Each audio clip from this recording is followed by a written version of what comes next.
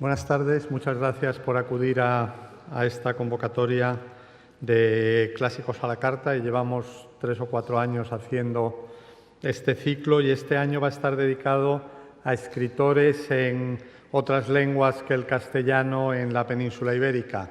Inicia hoy Laura Freixas este ciclo hablando de Pla.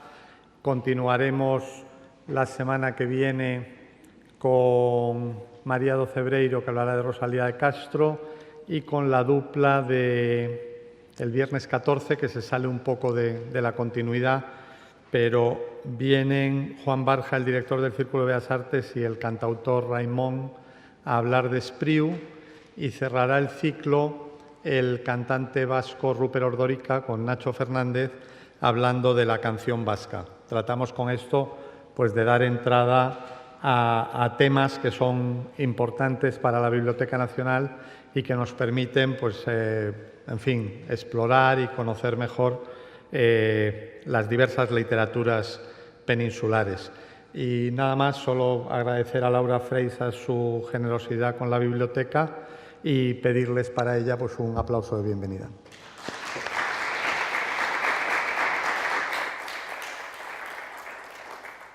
Hola, buenas tardes.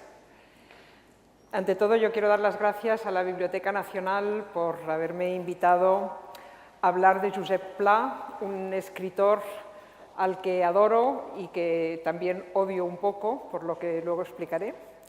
En todo caso, uno de los grandes escritores, sobre esto hay unanimidad, de la literatura catalana de todos los tiempos. Voy a hacer una breve introducción biográfica sobre Pla, porque no sé hasta qué punto ustedes están familiarizados con su vida y con su obra, y después me concentraré en los aspectos de su obra que más me interesan: la riqueza estilística, la ironía, la cuestión del género literario y, por último, la representación que hace Pla en su obra de hombres y de mujeres. Josep Pla nació en 1897 en la ciudad de Palafrugell, en Gerona, en el Ampurdán. Esta es su casa natal, hoy convertida en restaurante, un restaurante llamado Pai Raïm, que les recomiendo, y conocida sobre todo esta ciudad por su playa, por Calella de Palafrugell. Pla era el mayor de 4 hermanos, hijo de unos modestos propietarios rurales. Tenían una casa en Palafrugell y una masía muy cerca de Palafrugell, en Llofriu. Aquí le vemos con su hermano menor. Eran 2 chicos y 2 chicas, y los 2 chicos fueron a la universidad. Las 2 chicas se quedaron en Palafrugell, excepto en una época en que, junto con su madre, acompañaron a Pla y su hermano a Barcelona, pero ellos iban a la universidad y ellas se quedaban en casa. Pla estudió Derecho, pero la carrera no le interesaba demasiado y, en cambio, tenía afición por escribir desde siempre, y en cuanto pudo, a través de sus conocidos en la tertulia del Ateneo de Barcelona, empezó a colaborar en prensa. Terminó la carrera, pero nunca la ejerció. Empezó a colaborar en la Publicitat y rápidamente le enviaron como corresponsal a París, y poco después él se cambió de periódico y empezó a colaborar con La Veu de Catalunya. Aquí empieza una colaboración muy importante para Pla con Francesc Cambó y el partido Lliga Regionalista.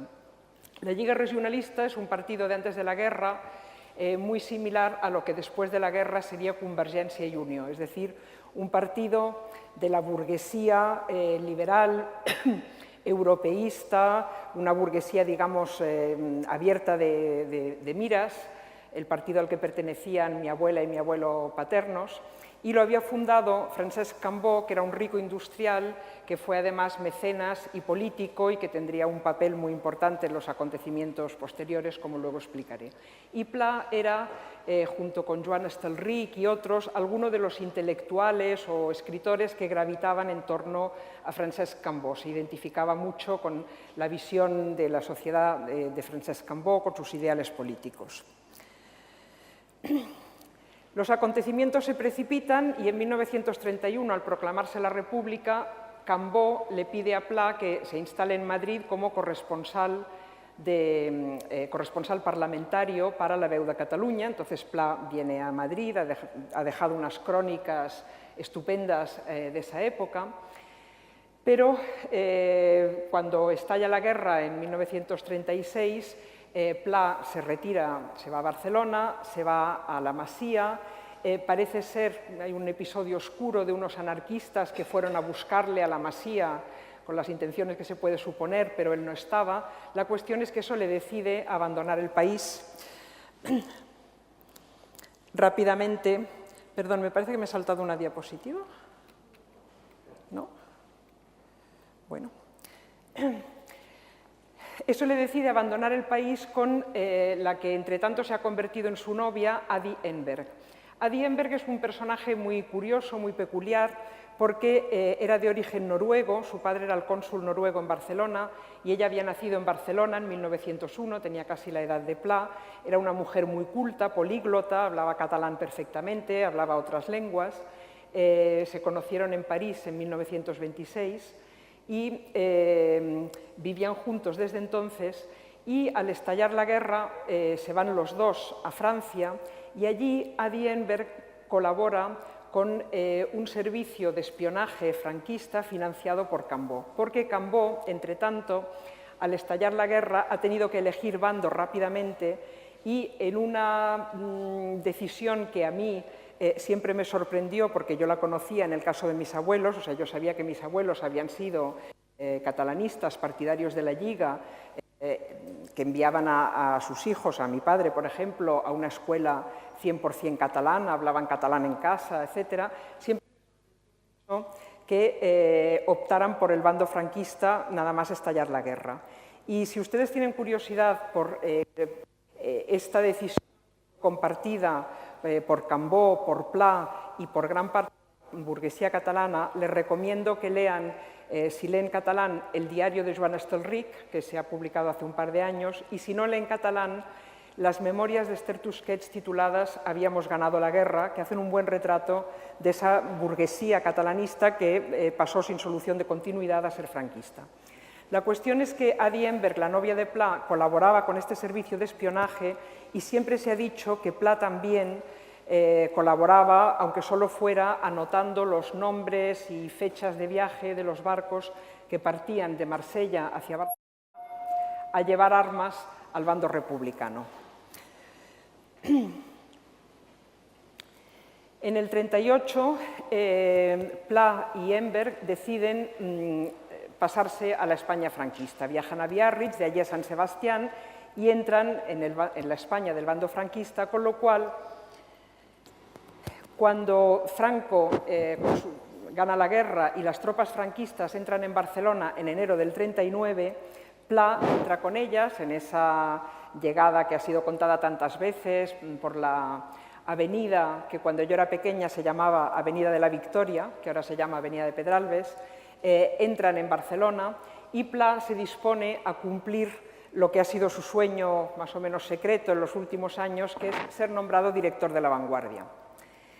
No es nombrado director, pero sí subdirector a las órdenes de Manuel Aznar, pero la cosa dura poco, por motivos que no están claros. Al cabo de pocos meses cesa en su cargo y entonces empieza la segunda parte de la vida de Pla, que es lo que podríamos llamar el exilio interior. Como tantos españoles, Pla no está del todo de acuerdo con el régimen, pero tampoco milita en ningún partido clandestino y tampoco se exilia, sino que vive de una forma más o menos incómoda, retirado en su masía, adopta su papel de hereu, se ocupa de los temas que van con ello, se separa de Adi Enberg y empieza desde muy pronto a colaborar en Destino. Destino era la revista que habían fundado los intelectuales catalanes franquistas en Burgos durante la guerra.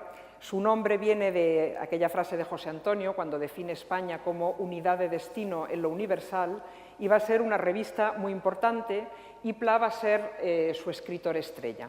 Va a colaborar durante 40 años con Destino. Destino va a ser también, de la mano de su fundador, Josep Vergés, una editorial que va a ser la que va a publicar la obra de Pla. Pla escribe indistintamente en catalán y castellano, Destino es en castellano y él escribe cosas en castellano, pero también está escribiendo su obra en catalán. Y entonces se dedica a hacer viajes, ya no como corresponsal, sino digamos como enviado especial. Bueno, tiene un estatus particular en la medida en que no es propiamente un periodista, sino un escritor periodista, y hace muchos viajes de los que publicará en Destino reportajes que serán muy populares. Después de Adi Enberg, de la que tenía una foto y no sé por qué me ha desaparecido, tras su ruptura con Adi Enberg, Pla tendrá, y con esto termino, en cuanto a su vida personal, dos grandes amores o dos relaciones, una con Aurora Perea, que seguramente fue el amor de su vida. De Aurora Perea sabemos poco, tenía 10 o 15 años menos que Pla.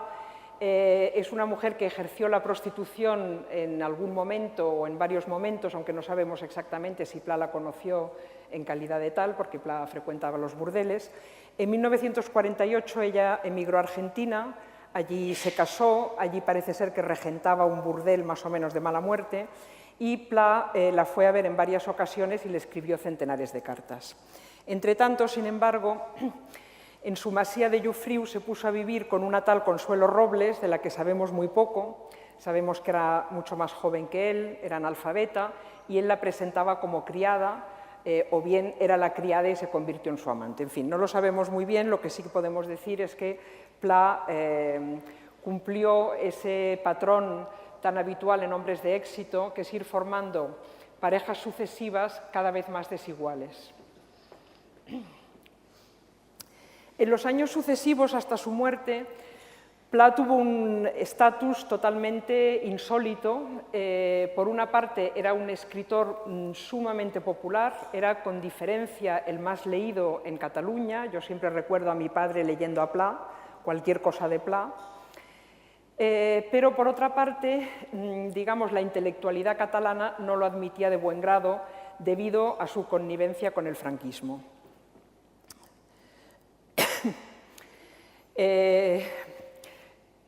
Pla, por lo tanto, tenía esta paradoja de ser uno de los grandes artistas y de los grandes nombres de la cultura catalana, como Dalí, y, sin embargo, ser bastante rechazado por esa misma cultura catalana por el mismo motivo que Dalí, es decir, por su franquismo, mientras que había otros artistas y escritores que eran antifranquistas, pero que estaban en el exilio o que vivían en Cataluña, pero eran conocidos. La cuestión es que Pla, por una parte, estaba haciendo una gran labor de rehabilitación y de vivificación de la cultura catalana y de la lengua catalana, con toda su obra, que es ingente. Pla, digamos, le da una amplitud, una riqueza al catalán y una naturalidad que quizá no había tenido nunca, o por lo menos no había tenido en ese grado, no había tenido esa difusión, y al mismo tiempo él tenía muy poca o ninguna simpatía por la izquierda o incluso por el catalanismo. Tampoco es que fuera franquista, yo le veo muy representativo de esa burguesía catalana a la que yo conocí en mi infancia, que no era franquista, como luego he visto que sí había una burguesía franquista, por ejemplo, en Madrid, pero tampoco era antifranquista, sino que, bueno, se resignaban o aceptaban el franquismo como mal menor o simplemente procuraban no hablar del tema e ir tirando. Cuando la gran entidad cultural catalana, Òmnium Cultural, entidad que todavía hoy es muy activa y muy importante, fundó el Gran Premi d'Honor de las Lletres Catalanas, parecía obvio que el principal candidato tenía que ser Pla y, sin embargo, nunca se lo dieron. Esto ha sido una cosa muy polémica. Pla murió en 1981 y ahora me gustaría hablar brevemente de dos características de su obra para extenderme un poco más en otras dos que a mí me resultan las más interesantes. Yo creo que Pla, aparte de lo que ya les llevo dicho en cuanto a vivificar la lengua, por ejemplo, tiene dos grandes atractivos. Uno es la riqueza estilística.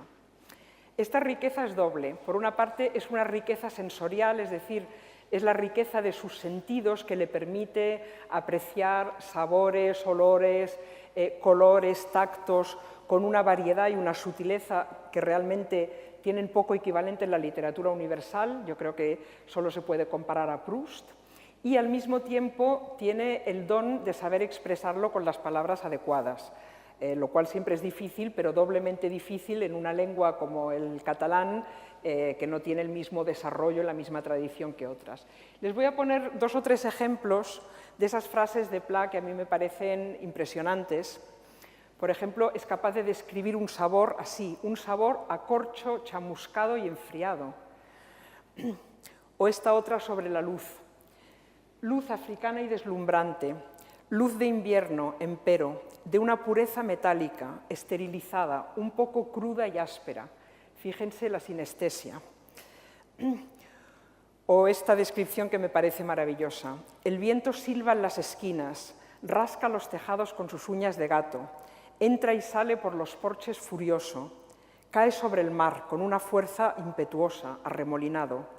El sol, en el cielo puro, parece un leoncillo jovenzuelo. Otra característica muy propia de Pla es la ironía.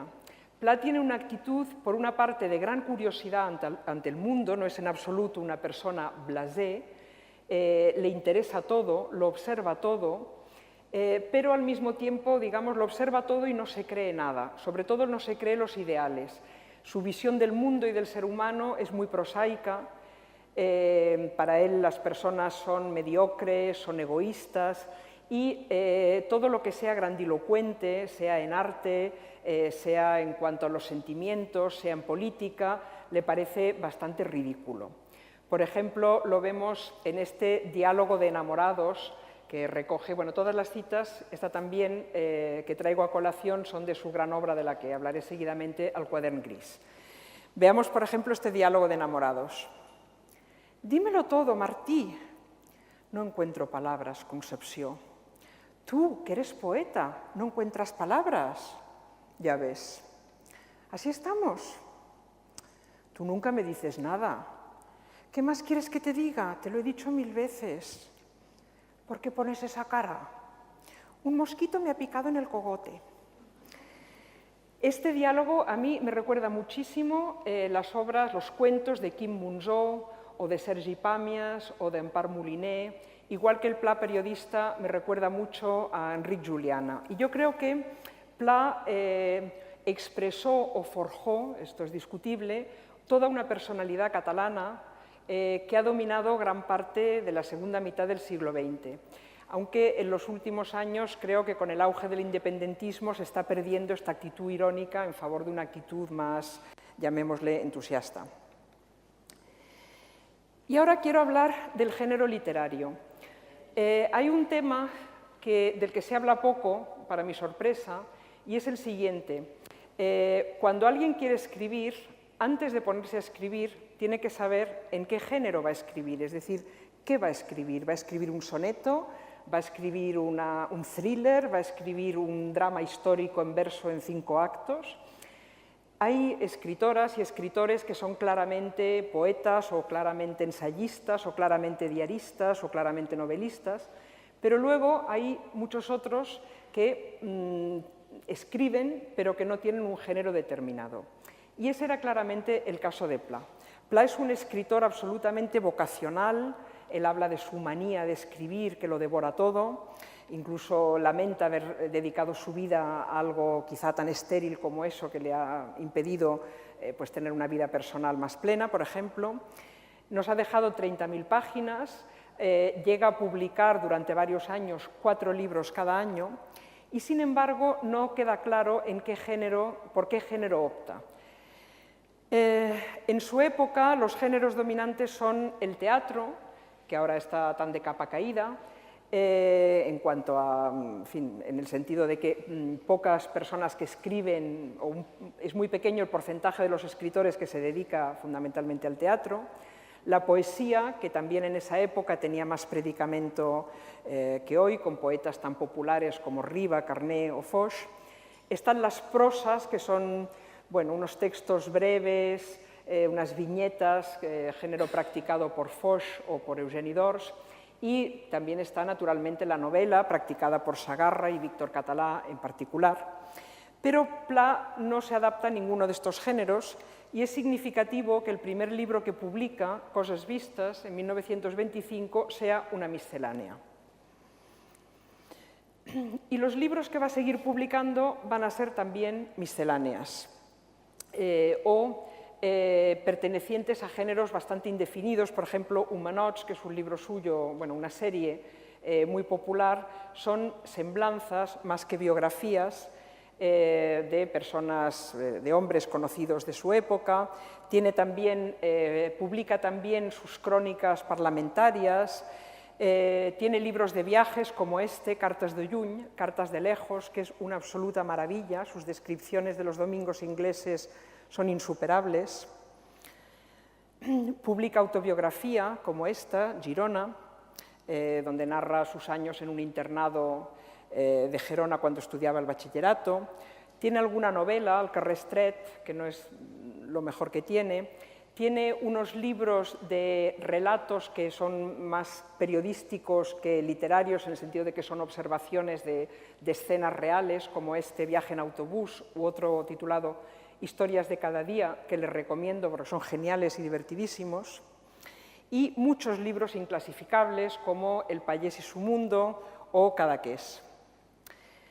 Pero siempre le queda el gran interrogante, la novela, porque ya entonces, y ahora todavía mucho más, con una actitud que a mí personalmente me parece bastante injustificada, me parece un prejuicio, todo el mundo parece estar convencido de que la novela per se es el género más importante y que no se puede ser un gran escritor o una gran escritora sin haber escrito una gran novela.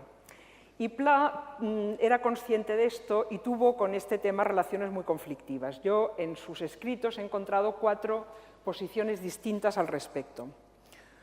Una es decir que él no es novelista. Escribe en algún sitio, me hace gracia cuando me piden novelas. Y observo entre paréntesis que ya entonces a los escritores se les pedían novelas, ahora pasa lo mismo. Las novelas las tienen que escribir los novelistas. Yo tengo otra tarea. Que mi género es inferior, eso ya lo veremos. Pero observemos que dice mi género y no precisa qué género es. Otra actitud, esta de un poco de rendirse, hago una novela. Dice, en mis ratos perdidos hago una novela. Aprovecharé artículos de la Publicitat, el periódico en el que escribía. Bueno, no parece una forma muy seria de escribir una novela y de hecho no llegó a ninguna parte, no escribió esa novela. Otra actitud que tuvo en otro momento, yo le llamo novela. En el prólogo a uno de sus libros escribe, llamo este libro novela porque, porque creo que lo es, aunque no tenga trama de ningún tipo. Bueno, ahí queda eso. Y por último, ya al final de su vida renunció a escribir novelas y empezó a despreciar la novela. Esto que dice aquí lo dice en varios momentos, pero siempre en la segunda parte de su vida. En la vida no se producen argumentos. Las novelas son obra meramente ficticia, es decir, le reprocha a las novelas, con razón, su artificiosidad. Son la literatura infantil de las personas mayores. Pla tiene ya 70 y bastantes años y ya es un escritor muy famoso en Cataluña, aunque creo que rara vez fue traducido, o sea, su fama no pasó de las fronteras de Cataluña o de España, y su editor le plantea empezar ya a pensar en las obras completas. Y es entonces cuando Pla tiene lo que será para mí un golpe de genio. La idea de un libro que va a ser su gran libro, algo así como el mar al que afluyen todos los ríos que él ha ido empezando. Todos sus libros tan distintos y tan diversos van a componer por fin un gran libro y ese libro va a ser el Quadern Gris. La idea le viene de un antiguo cuaderno que él había escrito con 20 o 21 años, un cuaderno con tapas grises que escribió entre octubre de 1918 y abril de 1919, y a este cuaderno va a ser la base, pero le va a añadir, recortando y pegando como se hacía entonces, con tijeras y cola, recortes de libros y artículos que ha ido publicando sucesivamente. Además, le va a alterar un poco las fechas. El verdadero Quadern Gris empezaba en octubre de 1918 y él lo que hace es poner como primer día de este diario, que era verdadero pero va a ser un poco falso, el 8 de marzo de ese año, que es el día en que él cumple 21 años y por lo tanto accede a la mayoría de edad. La labor va a ser tan ingente que el auténtico cuaderno de 100 páginas va a pasar a tener 800. Y ese cuaderno muestra claramente lo que Arcadi Espada ha definido acertadamente como la característica general de la obra de Pla, que es el acopio de materiales narrativos de naturaleza diversa, inéditos o no, que van zurciéndose a un tejado central. Es decir, es una concepción de la obra muy distinta de la habitual, que consiste en pensar un libro, escribirlo, terminarlo y pasar a otro. Pla va reciclando constantemente. Aquí tenemos el auténtico Quadern Gris y el Quadern Gris, primer volumen de la obra completa. Mi pregunta es, ¿cómo fue que a Pla se le ocurrió escribir este libro de este género que básicamente, aunque no del todo, pero básicamente es un diario, teniendo en cuenta la escasa tradición de diario en la literatura catalana y española? De hecho, antes de Pla, prácticamente ningún escritor, seguro que viene un purista y me lo corrige, pero vamos, en la literatura catalana o española no tenemos ni muchísimo menos un equivalente a la literatura francesa o inglesa, donde hay muchísimos grandes escritores y escritoras y también artistas de otras disciplinas que han publicado sus diarios. En cambio, en la literatura catalana o española, yo hice un estudio hace muchos años para la Revista de Occidente, dirigí un número monográfico sobre el diario íntimo en España y descubrí con gran sorpresa que no solamente había muy pocos diaristas, sino que además los pocos que había aparecían muy tarde. Prácticamente Pla en 1918 es el primero, juntamente con Joan Estelrich y Maria Manent, que empiezan sus diarios más o menos en el mismo año, coincidencia muy curiosa. No solamente empezaba muy tarde, sino que además los autores de diario que tenemos hasta la muerte de Franco comparten una o dos de estas tres características. O bien son catalanes, tanto si escriben en catalán como si escriben en castellano, o bien son exiliados, o bien son autores o autoras muy familiarizados con otras culturas europeas. Yo creo que por algún motivo, aunque esto sería un tema muy largo, la idiosincrasia española-castellana es reacia a la intimidad, y me lo confirma esta frase que encontré una vez de Miguel Delibes cuando escribe: «Cualquier desahogo intimista me repugna». Entonces, ¿cómo fue que, repito, que a Pla se le ocurrió hacer este libro con este género? Yo creo que porque Pla, como gran parte de la burguesía o de la intelectualidad española, pero muy especialmente catalana, leía perfectamente francés, luego aprendió inglés y creo que es precisamente su acceso a las culturas francesa e inglesa lo que le permite conocer unos libros, unas obras que pertenecen al género del diario o que pertenecen a otros géneros, porque realmente el Quadern Gris en parte es un diario, pero al mismo tiempo vienen a zurcirse, como diría Arcadi Espada, en él páginas enteras que podrían pertenecer a otros géneros, podrían ser un pequeño ensayo al modo inglés, etc. Yo creo que si Pla es capaz de concebir este libro es gracias a su familiaridad con esas otras literaturas. Y me lo confirma algunas cosas que dice en el Quadern Gris, por ejemplo esta: la gente habla del ensayo sin saber qué es. En Inglaterra, que es el país clásico del ensayo, es una cosa divertida, ligera, medio profunda y medio drôle, que es una buena definición de muchas páginas que encontraremos en el Quadern Gris, por ejemplo, las páginas dedicadas a sus estudios universitarios, que son divertidísimas, profundas no sé, pero desde luego ligeras y divertidas muchísimo. O esta: la grandeza incomparable y tan confortable de la literatura inglesa son las vidas humanas escritas que contiene. Y eso es lo que va a hacer él en el Quadern Gris, una vida humana escrita. Aunque solo abarque teóricamente un año, luego vemos, se ve bastante que el Quadern Gris es un poco falso, porque muchas cosas que escribe son cosas que de hecho abarcan varios años, que son posteriores. Bueno, hay quien ha estudiado esto en detalle y, en fin, hay muchas pruebas que delatan, digamos, la falsedad del libro, pero bueno, ¿qué más da? O este otro: en Francia hay muchos libros de memorias maravillosamente escritos. Yo creo que esto fue lo que a él le convenció de que podía escribir un libro de un género híbrido, pero en todo caso entre la autobiografía y el diario, y que eso podía ser por lo menos tan bueno, si no mejor, que cualquier novela.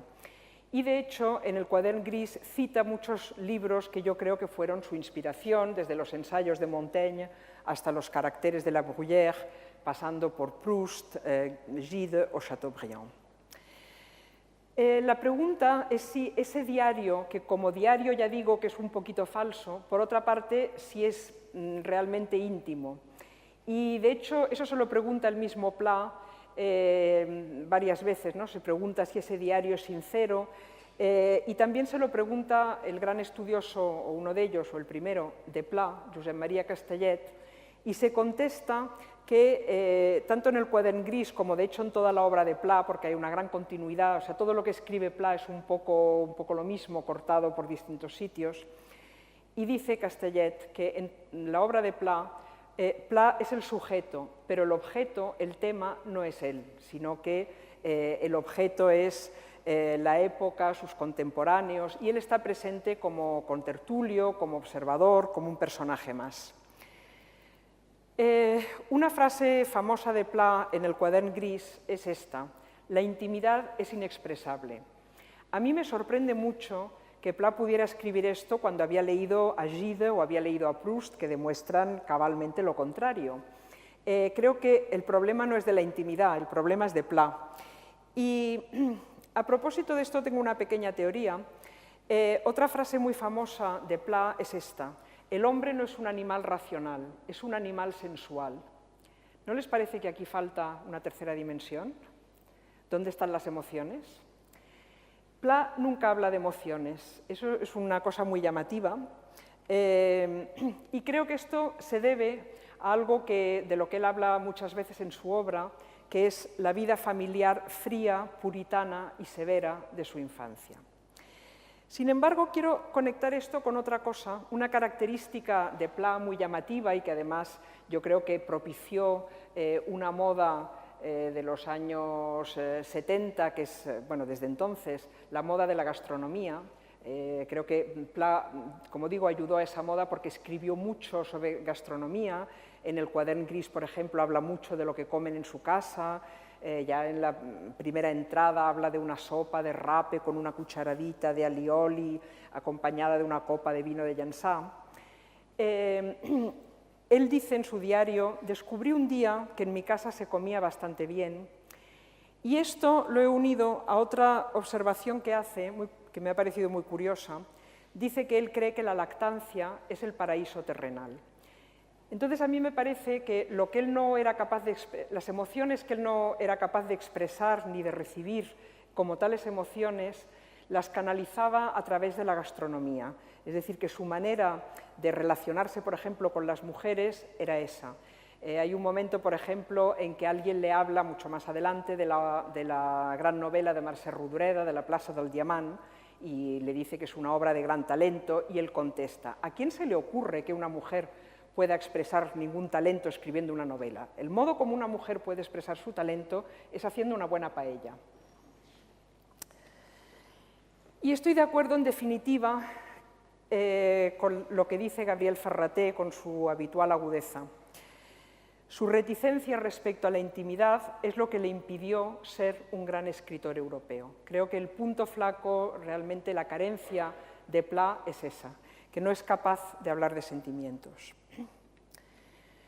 Y con eso paso a mi último punto, que es el de la representación que hay en la obra de Pla de hombres y de mujeres.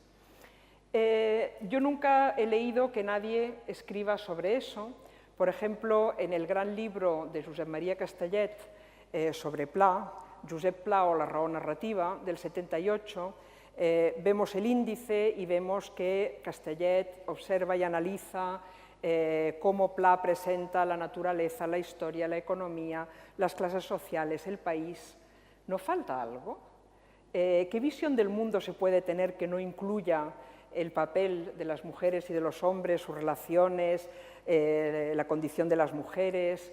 Diría que es muy sorprendente si no fuera que, como todo el mundo, he sido educada en la absoluta ignorancia de este tema, es decir, en la convicción de que por algún motivo de esto no se habla. Pues bien, yo he querido, a pesar de ello, analizar la representación de hombres y mujeres en la obra de Pla y concretamente en el Quadern Gris, y me he planteado dos preguntas. Una es el aspecto descriptivo, ¿qué realidad refleja Pla?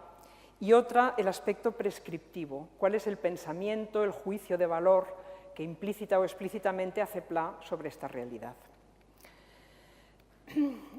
En el Quadern Gris, Pla habla de muchos hombres, en particular de sus contertulios, tanto en Palafrugell como en Barcelona, y también de otras personas del pueblo, de los pescadores, de los payeses. Aparecen, como digo, muchos hombres y aparecen con profesiones muy variadas. Pla habla con los payeses, como habla con los periodistas o con los editores. En cuanto a mujeres, aparecen pocas y además tienen muy pocas profesiones, básicamente ama de casa, criada, prostituta y mujeres sin profesión, por ejemplo, señoritas de buena familia.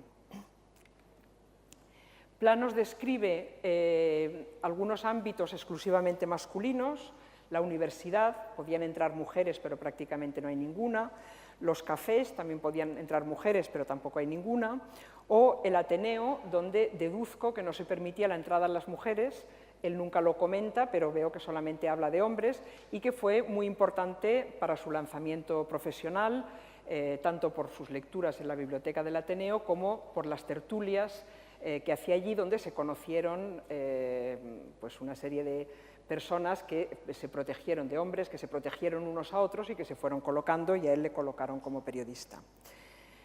Y también describe algunos ámbitos mixtos, entre paréntesis mixtos, pero en absoluto igualitarios, como la familia, la pensión, el burdel o la calle, que ahora mostraré en qué sentido no era igualitaria. ¿Cómo se relacionan estas mujeres y hombres que Pla nos presenta? Bueno, la primera relación es una no relación. Los hombres hablan de mujeres. Por ejemplo, en varias ocasiones en el Quadern Gris, Pla dice cosas como esta: larga conversación sobre mujeres, la conversación de siempre. O bien, el espacio es como las mujeres, obtuso e impenetrable. Es la vieja idea de que a las mujeres no hay quien las entienda, ante la cual cuando lee el Quadern Gris tiene ganas de decir, bueno, si en vez de hablar tanto de las mujeres os molestaréis en hablar con las mujeres, a lo mejor las entenderíais. Y luego observa, sin hacer juicios de valor, cosas como esta. María, la criada, ha de aguantar la persecución frenética de prácticamente todos los huéspedes de la pensión. Hay otro momento en que él cuenta que pasando por el pasillo ve a María a punto de tirarse por la ventana y que él pues, la agarra y se lo impide, pero no nos explica por qué ni hace tampoco ningún comentario, le debe parecer normal. Luego, en cuanto a la calle, hay un momento cuando él explica una excursión que hacen a Montjuïc, sus condiscípulos y él, excursión, por cierto, divertidísima, relata esto. La aparición en la acera de un grupo de señoritas solía iniciar el jaleo. Los estudiantes las rodeaban. Se producían las naturales procacidades. Siempre había algún listo que alargaba más el brazo que la manga. Vemos, por lo tanto, no había juicios de valor, aquí ya los empieza a ver, las naturales procacidades. Esto es el único comentario que hace, es decir, le parece que lo que está sucediendo es algo natural. Una se pone en la piel de estas pobres chicas y piensa en esto que ahora se llama, entonces no debía tener nombre, el acoso. O bien cuenta esto: Adela, una niña del Faro, él ha ido al Faro de San Sebastián de excursión y allí hay una niña de 12 años, fresca, llena, morena, se me escurre de las manos. Por lo tanto, él también estaba alargando más el brazo que la manga. Estamos pasando, por lo tanto, de la del mero reflejo de una realidad a unos juicios de valor que están bastante claros. Por ejemplo, si comparamos cómo Pla describe a los hombres en su obra y cómo describe a las mujeres. Esta es una descripción de un hombre, tomado descripciones muy representativas, no excepcionales. Moussène Soulé era un viejecito blanco rosado, redondito como un conejito. Sus ojos vivos, admirablemente ligados con la matización de su frase y su adorable gesticulación, le hacían simpatiquísimo. Es decir, vemos que hay una descripción física, también de gestos y también de la manera de hablar y del carácter. Ahora veamos cómo describe a una mujer. Por la calle he visto hoy una chica magnífica, morena, boca y labios pulposos, dientes luminosos, húmedos, ojos brillantes, sobresaltados. Vemos cómo la descripción es puramente física y además tiene una cosa que es muy habitual en las descripciones masculinas de mujeres, que es cortar en trozos, fragmentar, ¿no? ir describiendo por partes. De gacela, anca redonda y turgente, pierna tirante y larga bajo las medias finas, animal magnífico, gloriosa Astarte. Es decir, la mujer es vista quizá como una diosa, quizá como un animal, pero en todo caso no como un ser humano, no como una igual. Y esta idea de esta confusión entre lo humano y lo masculino, la identificación del hombre con el sujeto y de la mujer con el objeto, la cosa, tan característica de la mentalidad patriarcal, la encontramos en muchas otras frases dentro del Quadern Gris, como por ejemplo esta. Dice que en el burdel las personas tímidas se abalanzan sobre una u otra señorita. O esta otra frase que intenten ustedes leerla desde el punto de vista de una mujer, ya verán, es bastante curiosa. El volumen que adquiere la mujer en la imaginación humana es inconmensurable. O esta otra, por eso me gustaría tener dinero. Para poder pasar delante de un restaurante, de una señora o de un escaparate con una completa y profunda indiferencia. O, por último, esta observación que hace cuando está haciendo el servicio militar en Figueras y se queja de que las señoritas eran muy caras, valían 3 pesetas. Y voy a intentar ahora hacer una consideración general sobre este tipo de análisis con perspectiva de género y las objeciones que se nos suelen hacer cuando lo hacemos. Yo lo he aplicado a Pla, pero esto se puede aplicar a cualquier autor o autora. Una es que refleja la realidad de la época. Bien, en cualquier época, por machista que sea, las mujeres forman el 50% de la población. Por lo tanto, no podemos considerar que reflejen la realidad en general de la época unas obras que no nos muestran esta proporción. Y me he entretenido en contar en las 100 primeras páginas del Quadern Gris cuántos hombres y cuántas mujeres aparecen.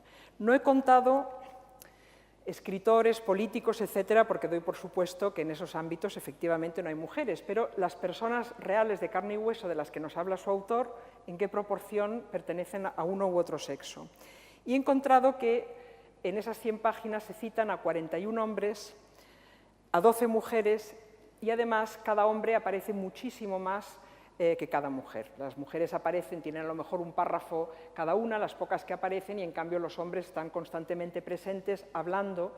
En todo el Quadern Gris hay muchísimas conversaciones de hombres y solo hay un momento de conversación con una mujer. Por lo tanto, no es cierto que refleje la realidad de la época, si acaso refleja una parte de la realidad de la época. He tenido la curiosidad de buscar una obra del mismo año, 1918, que es el año teóricamente del Quadern Gris, aunque luego fue reescrito, pero bueno, esa es otra historia, pero escrita por una mujer. Me refiero a la novela Un film de Víctor Català, es decir, Catherine Albert, y he hecho el mismo experimento. En las 100 primeras páginas he contado la cantidad de hombres y la cantidad de mujeres. Y he visto que es prácticamente la misma, y que además allí donde Pla nos mostraba solamente 4 profesiones de las mujeres y podíamos pensar que es que las mujeres en la época y el entorno de Pla solo tenían esas 4 profesiones, que todas eran o amas de casa, o criadas, o prostitutas, o señoritas de buena familia sin profesión, la visión que nos da Catherine Albert es muy otra, a pesar de que era de la misma época que Pla y como él vivía entre un pueblo del Ampurdán y Barcelona, es decir, en un entorno absolutamente comparable. Caterina Albert ve muchas más profesiones de las mujeres que por lo visto Pla no veía, como pescadera, comadrona, payesa, ama de cría, etc. Con eso no quiero reprocharle a Pla que escribiera de lo que conocía o de lo que le interesaba, pero sí quiero decir que no vamos a tener una visión completa y no sesgada de la realidad si quienes describen esa realidad son casi exclusivamente las personas que pertenecen a un determinado sexo, a una determinada clase social o unas determinadas características. La segunda objeción que se nos plantea cuando hacemos un análisis con perspectiva de género es que estamos traicionando a ese autor o autora porque no vemos que simplemente esa persona refleja el pensamiento de la época. Yo ante esto tengo una objeción de principio.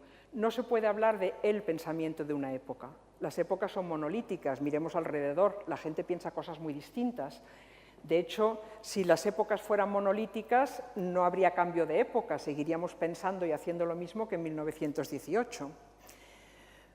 Pero es que además tenemos pruebas suficientes de que la condición de las mujeres era un tema muy discutido, muy polémico en la época de Pla. En esos años, o sea, antes de 1918, tenemos acontecimientos como este. Se permite por primera vez el ingreso de las mujeres en la universidad en España. Aparece un diario feminista. Se debate sobre el voto. Y en la escena pública española hay muchas mujeres políticas, Clara Campoamor, Victoria Kent, Margarita Nelken, muchas escritoras y periodistas, Carmen de Burgos, Elena Fortún, María Teresa León, y en el ámbito catalán, feministas como Dolors Monserdà o Teresa Claramunt. Y ya que hemos mencionado a Elena Fortún, quiero traer a colación un artículo de esta autora sobre un tema que aparece constantemente en la obra de Pla, que es la prostitución. Pla frecuenta los burdeles y jamás le oímos ninguna consideración sobre cómo debe ser la vida de esas mujeres, ni sobre la prostitución en general, que le debe parecer, deducimos, algo que pertenece a la naturaleza de las cosas, eterno, inmutable y que no hay ningún motivo para revisar. ¿Acaso ese es el pensamiento de la época? Bien, en la época existían sociedades abolicionistas, como una a la que pertenecía Elena Fortún, que en un artículo casi contemporáneo del Quadern Gris escribe lo siguiente: no ha habido esclavitud comparable a la de las prostitutas, explotadas por una patrona o por un mal hombre, golpeadas, escarnecidas, sin dignidad y sin decoro, sin derechos humanos, inferiores al paria de la India y al perro de nuestra casa. Ven pasar los mejores años de su vida. Después llega la enfermedad horrible y asquerosa, el hospital, y si la muerte no viene pronto, la vejez miserable, inmunda y abandonada. Yo creo que es legítimo que juzguemos las obras literarias, artísticas, culturales, desde un punto de vista no solo estético, sino también ético. Desde un punto de vista estético, Pla es maravilloso, pero desde un punto de vista ético, no me dirán que no hay un abismo entre Elena Fortún, que se indigna por la suerte de unos seres humanos, y Josep Pla, que se indigna por la carestía de un producto básico de la cesta de la compra, como es el kilo de señorita.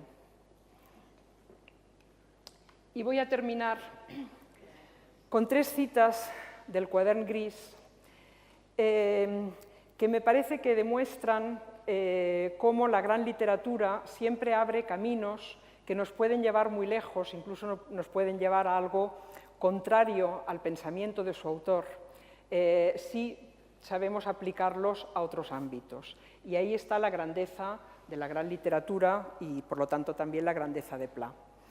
Por ejemplo, dice Pla: yo he tratado de describir el país de mi tiempo pensando en las generaciones futuras. Creo que esto es algo muy legítimo y que además me parece que es una obligación de quienes escribimos o creamos el describir nuestra época o describir un aspecto de nuestra época. A mí particularmente me interesa describir la condición de las mujeres o las vidas de las mujeres para legárselo a generaciones futuras. Hace poco oía a Fernando Aramburu decir algo parecido respecto al País Vasco lo que él ha hecho con su magnífica novela Patria. Luego, esta otra frase que además podría servir de respuesta a quienes dicen que Pla refleja simplemente el pensamiento de su época. Él dice, siguiendo por lo demás a Gide, de hecho me parece que la frase es bastante calcada, este cuaderno obedece a la necesidad de tomar posición ante mi tiempo. Yo no soy un producto de mi tiempo, soy un producto contra mi tiempo. Y a mí esta me parece una invitación muy válida a la actitud que deberíamos tener, es decir, no dejarnos contaminar, no reflejar pasivamente las ideas que están de moda en nuestra época, sino examinarlas y, si hace falta, llevarles la contraria. Y por último, los payeses, esos ausentes de la historia, son mi gente. Bien, a mí me parece que lo que Pla quiso hacer e hizo con los payeses, o con una parte, la parte masculina, de los payeses, es también un propósito muy válido y que deberíamos plantearnos hacer lo mismo respecto a otros ausentes de la historia, como por ejemplo las mujeres. Muchas gracias.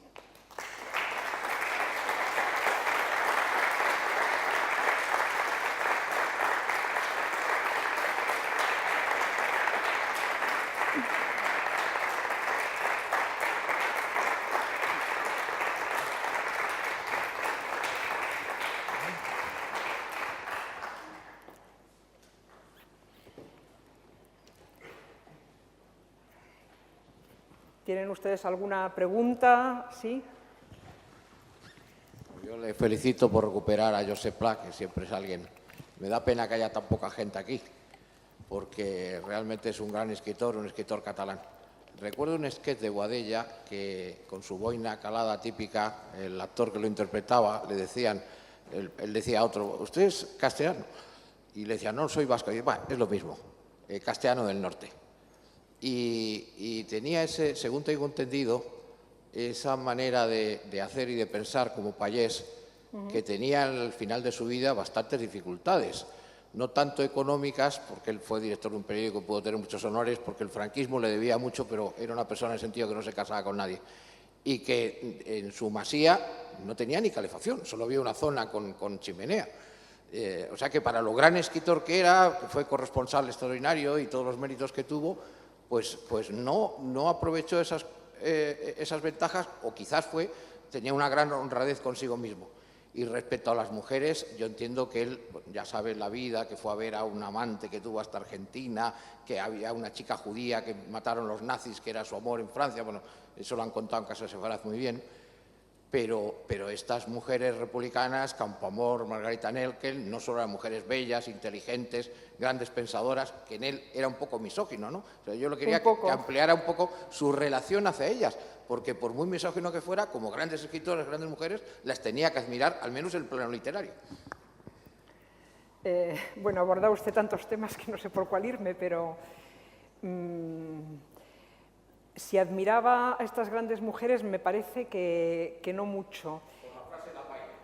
Con la frase de la paella, sí, y con el hecho de que después de esa primera relación con Adi Enberg, a la que por cierto no menciona jamás en su obra, estableció una relación con una mujer pues, de mucha menos cultura, más joven y de menos recursos de todo tipo, y luego una tercera relación con una mujer todavía, bueno, que era analfabeta, ¿no? Entonces, no creo que si él admirase a esas mujeres inteligentes, pues se habría buscado una así para formar pareja. Y en cuanto a lo del dinero, es verdad que él siempre se quejó de que ganaba muy poco, se peleó mucho con su editor. Eso ha sido tan frecuente y sigue siendo tan frecuente en España que los escritores nos ganemos mal la vida que no sé qué decirle. No sé de qué depende, parece ser endémico. ¿No hay más? Bueno, pues nada, pues hasta otra vez. Por cierto, el 17, no sé si ustedes saben que el 17 de octubre vamos a celebrar aquí, por primera vez en el mundo, el Día de las Escritoras, con una lectura a cargo de 31 personalidades de otros tantos textos de autoras desde Santa Teresa a Ana María Matute. Es el lunes 17 de octubre a las 7 de la tarde. Espero que nos veamos allí.